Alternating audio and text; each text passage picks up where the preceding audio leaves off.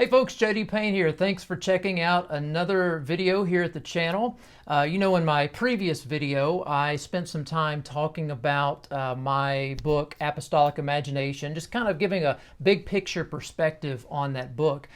In this video, I want to talk a little bit about the issue of language. And I want us to spend some time thinking about what I refer to as the reimagining of the language of mission. I do think that we're in a situation whereby we need to really think seriously about the language that we use. Even though terms are deeply cherished and have a long history, does not necessarily mean that they clearly communicate what they need to communicate. Consider that even the most traditional and conservative evangelical pastors will announce this Sunday the youth choir's mission trip will take place next year as they go to Appalachia to sing in worship services of another church, and that the men on mission will be doing missions in Honduras this summer by installing a roof on a school. But today, our church is to pray for the missionaries planting churches in the Middle East among unreached peoples. How did I use the word mission and missionaries and mission in that what-if scenario? And I think when you come to answer that question, you come to recognize where we find ourselves today. Because of the wide variety of definitions that have been assigned to the language of mission, we find ourselves in this state. And it is the state that the church has indeed reached a point in time in her history whereby she can be engaged in what we call mission or missions and not even be sharing the gospel. So the language of mission in a modern sense, if you will, goes back several centuries. Now, to be fair, the church has always had the concept, the ability to communicate in a variety of terms when it comes to the expansion of the faith and when it comes to the sending of individuals throughout the world. However, as a modern understanding, as a modern concept of mission, missionaries, and missions, if you will, that really draws heavily from the 16th century. So you have to go back to Ignatius of Loyola, the one who was a part of establishing the Jesuits. He appropriated the word for missions, if you will, from the Spanish, from the Latin, from the Portuguese, and also from the French, and he developed it into his context. Now, this was actually something that was new. This novelty actually reframed the Roman Catholic Church and eventually Protestant understanding of the church's service in the world. So if you look, for example, at the Latin word, the Latin verb, if you will, mito, which means I send, and missio, which we translate, understand mission from, those were ancient words. They actually preceded Ignatius by centuries. They'd been used by Irenaeus, they'd been used by Tertullian, they'd been used by Augustine and Aquinas. But the way that those theologians used that terminology, that language of mission, was to deal more with the inner workings of the Trinity, of the Godhead. Prior to Ignatius, the Spanish and the Portuguese governments had actually used mission to describe political and military actions in foreign contexts, and the French actually used the term as a means of communicating legal matters, dealing with indebtedness and obligations between differing parties. The Catholic Church ended up developing a partnership over time with the state, whereby the plan was the church would support commercial and political advancement throughout the world during European expansion, colonialism, as long as the state would reciprocate with protection and assistance so the church could advance Christianization into the new territories, into the new world, if you will. Over time, a close relationship developed between colonial expansion and the church's work throughout the world. And often you would see military and merchants and missionaries riding the same ships from the same government going into the same regions of the world. Now, while Catholics maintained the monastic structures for sending missionaries, such as the Jesuits, as I mentioned a moment ago, Protestants really avoided such structures, and they actually gave attention to other matters. It would be actually centuries before Protestants would use societies for the sending structures of sending what would come to be called missionaries in the world. Protestants were not only slow to the mission table, but they were also slow in adopting the modern language of mission as well. Okay, so before we get into the 20th century, we have to emerge on the on-ramp. And I would say the on-ramp that we need to think about is the on-ramp of pietism. In the 17th and 18th century, a movement developed that really brought a great deal of focus and attention to personal holiness and zeal for the Lord within primarily Protestant churches. It would lead to a great deal of individuals going all throughout the world to make disciples, share the gospel. They would read in the scriptures, Jesus said, preach the gospel to all nations, make disciples of all nations, and so they went. And so what you see in the 20th century is really this notion of the aftermath of pietism primarily being reflected upon by the theological community. In other words, what had happened for centuries was that theologians, for the most part, were not too concerned about what pietists were doing and those that had been influenced by pietism throughout the world when it came to preaching the gospel. They were focused on other things.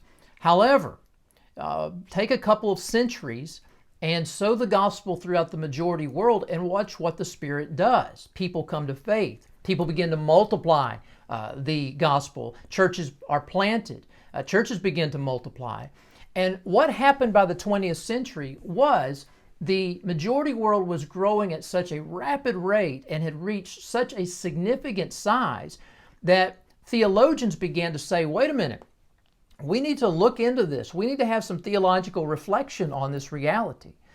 And so what happened in the 20th century was that as they began to reflect on what was taking place throughout the world, and they saw this great amount of growth, the theologians began to hang on to the traditional language of mission, missions, and missionaries, but they broadened the definitions.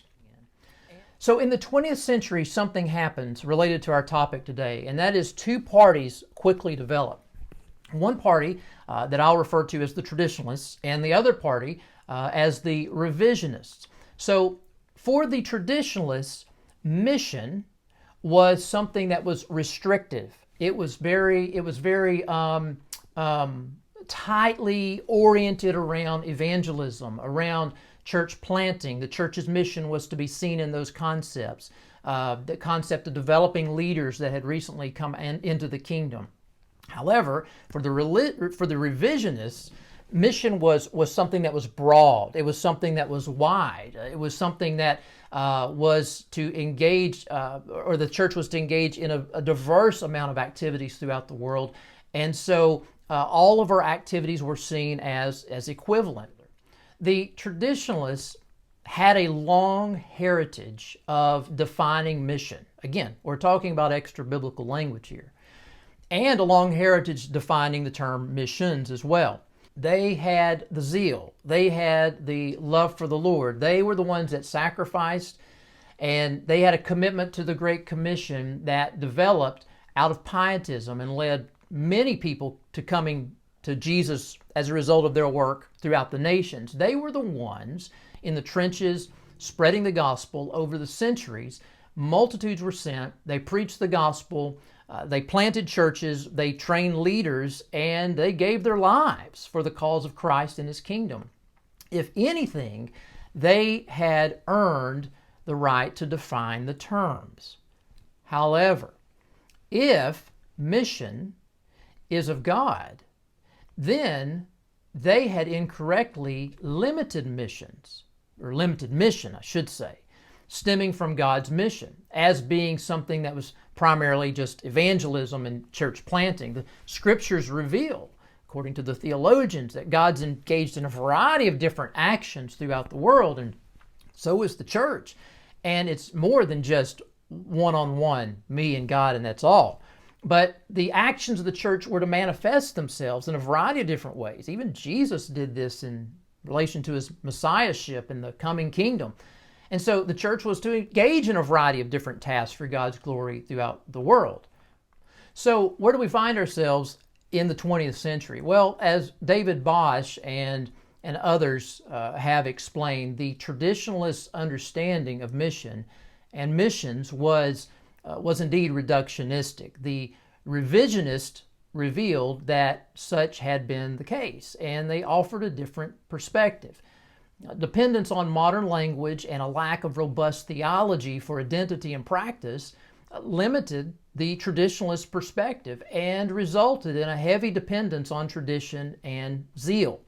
Though the work of the revisionists revealed shortcomings of the traditionalist view, they also made significant mistakes. First, the apostolic work of the church became one equivalent function among many.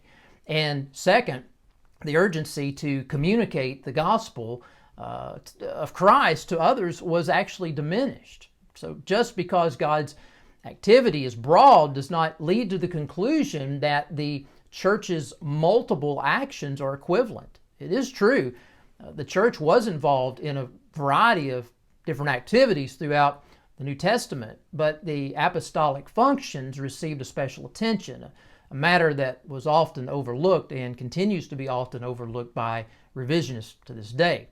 So when everything became equal, the urgency of evangelism and disciple making really faded. If God was just as concerned about restoring a polluted environment as he was with saving an unbeliever, then why in the world would the church want to prioritize anyway? While the revisionists had a more comprehensive understanding of God's work in the cosmos and the need for the church to be engaged in multiple actions in the world, what they lacked was the biblical priority and urgency given to the apostolic work. Though the traditionalists emphasized the specific function of the church's apostolic labors, such as evangelism and church planting and developing leaders, they overlooked a great deal of what the church was to do once the church was established within a context. Mission is an umbrella term that encompasses a wide array of actions. And although it is easy to state that the way forward is to stop using such language, such is easier said than done. Now, some will indeed venture down this path while using biblical terminology, which is the best route to travel. Most groups will still try to squeeze biblical definitions into modern terminology. If such is the case for you, language of apostolic priority is still needed. For those continuing with the modern terms attached to their definitions, then explanations must always be provided when you are communicating with those outside of your local ministry context, your local church, your local agency, your local denomination, or network. In other words, you're going to have some kind of wordy endeavor to unpack what you mean when you talk about what our missionaries are doing, or what we mean when we say we're a church engaged on mission.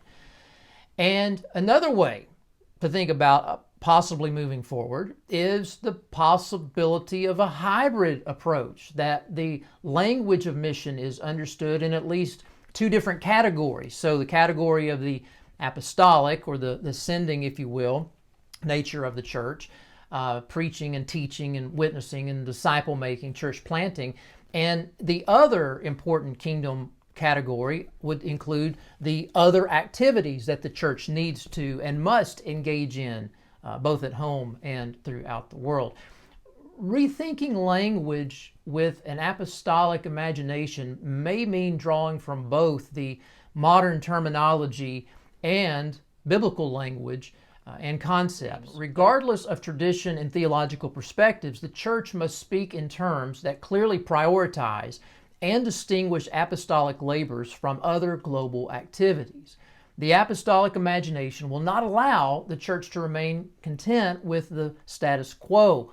A linguistic shift to kingdom language that includes the use of apostolic is needed, a shift that will be easier for some than for others, but change is desperately needed for all of us.